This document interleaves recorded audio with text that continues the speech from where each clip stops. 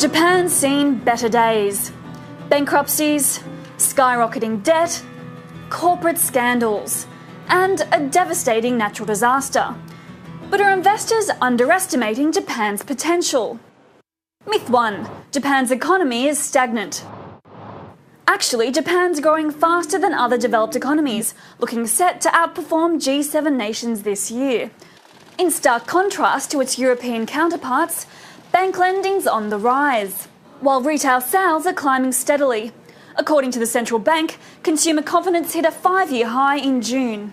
We think, it's maybe worth looking at Japan again, if one wants to have developed markets or developed market equities in the portfolio relative to a lot of the things in Europe and the US.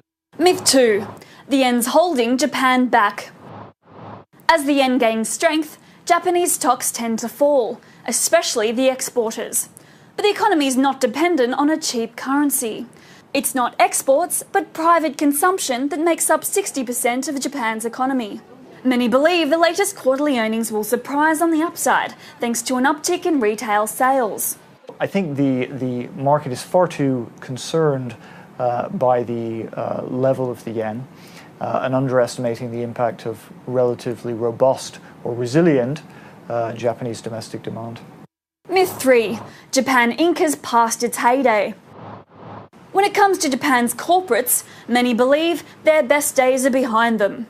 Think firms like Sony, once a leader in all things tech, but now better known for posting record losses.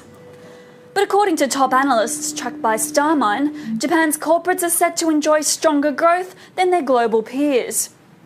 And in value terms, Japan may be one of the region's top picks. It's very attractive relative to the Southeast Asian markets, which have had a phenomenal performance and are now quite expensive. And I think it's even attractive relative to some of the other North Asian markets, like, for example, Taiwan, or even arguably relative to Korea at the moment. So while markets like China and Southeast Asia capture much of the investment limelight, Japan's one economy that shouldn't be counted out. Tessa Dunlop for Reuters.